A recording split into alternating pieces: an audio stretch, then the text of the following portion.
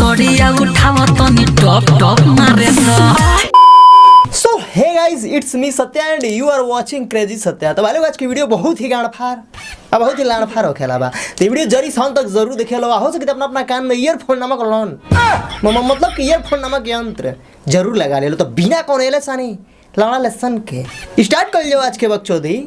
आइए देखते हैं बैठचंद मजा आएगा।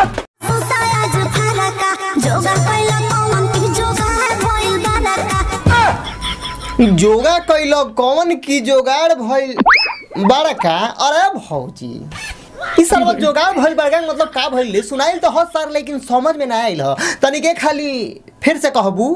जोगा कैला कौन की जोगाड़ भइल बड़का। जोगा कैलो कौन की जोगाड़ भइल बड़का। अरे भौजी तो शुक्र करो भैया के जगह यानी कि हई बुलेट भैया के जगह कोई हमार कैमरामैन नहीं है नहीं सरवैसन जी निहुरा के जोगा करावत की सार हर जोगाड़ के जो ही गाड़ मतलब कि समझ सकत बड़ू का बड़ हो जाते। जोगा कैला कौन की जोगाड़ भइल बड़का। अरे बुलेट भैया हई कौना टाइप के जोगा हमर दे नहीं सरवा जोगा हवे ना मिर्गी के दौरा पड़ता वे ना भाई लोग तहनिया लोग समझो यार कि जाके बुलेट भैया कहीं पब्लिक प्लेस में ये तरह के जोगा करत रहे तो आदमी का समझी यार। आदमी ये समझी कि बुलेट भैया के मिर्गी के दौरा पड़ता वे। हमार कैमरामैन जैसा सरवा हरामी आदमी रही तो टॉप से जूता निकाल के मतलब कि जूता में से मोजा निकाल के हई बुलेट भैया का टॉप से सूंघा दी। चल झूठा तोहर ऊपर लगे हीरा के दुकान गे।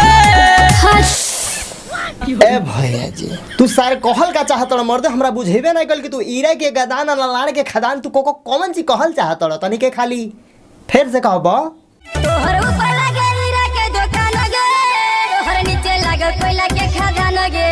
अच्छा तो भाई लोग भैया जी के कहना मी बाबे कि तोरा ऊपर लागे हीरा के दुकान गे और नीचे बाबे कोयला के गोदाम गे। अरे तार पहुंचो ओ भौजी के नीचे कोयला के गोदाम ना झटहिया ढिलहिया के बीमारी के गोदाम बा ना सर। भाई कौना टाइप के गाना भाई कौना हिसाब से भैया थारा के ऊपर के हई कौना हिसाब से तोरा के हीरा के दुकान लगता ना सर। भाई हीरा के दुकान है ना हमारा लाड़ के गोदाम हवे।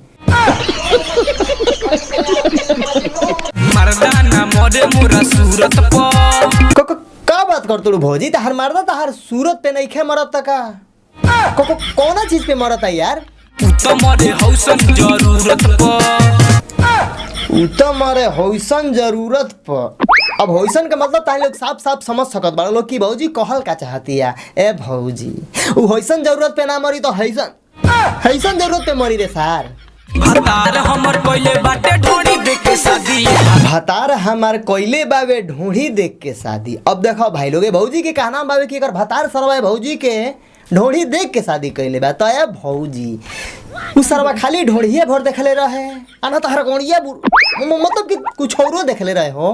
भतार हमर कोइले बाटे ढोड़ी देख के शादी। तो शुक्र करो खाली तहार ढोड़िए देख के शादी कैले बाबे। अगर गलती से तहार बाबा सिरही गाने देख ले रही तब तो सरवा के मिर्गी के दौरा ऊपर आ जात ना सरवा। ढोड़ी देख के शादी के करेला यार।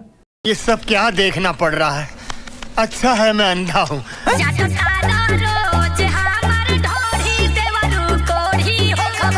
अच्छा तो भाई लोग एहू भौजी के कहना ई बावे कि चाटो तारा रोज देवरू ढोड़ी तू कोढ़ी हो खबा। अरे भौजी तारा कहले मतलब उ भैया तार ढोड़ी चाट के कोढ़ी हो जाई। अगर गलती से सरवा जोगाड़ चाट ली तब तो का दो लाड़ चाट के बानर हो जाई। गाना गाओ तो लोग सारे की चाटबो ढोड़ी तो कोढ़ी हो खबा। हमारा के टेड़का लाड़वा चाट लो सार सब बीमारी तार दूर हो जाई।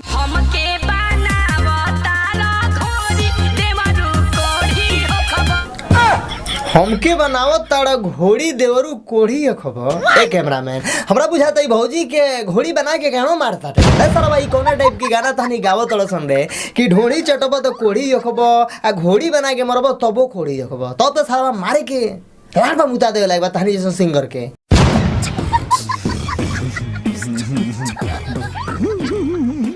सड़िया उठाव तनी टॉप टॉप मारे कौन ची कहला भैया जी तनी के खाली फिर से कहब। सड़िया उठाव तनी टॉप टॉप मारे। अरे भैया जी हई टॉप टॉप के चक्कर में कहीं खप खप ना मार दिया ना भौजी। सड़िया उठा के तारा मुँह पे चॉप से नहीं हक दे सार बुझाई। सड़िया उठावा तनी टॉप टॉप मारे। अरे सारा खप खप मार।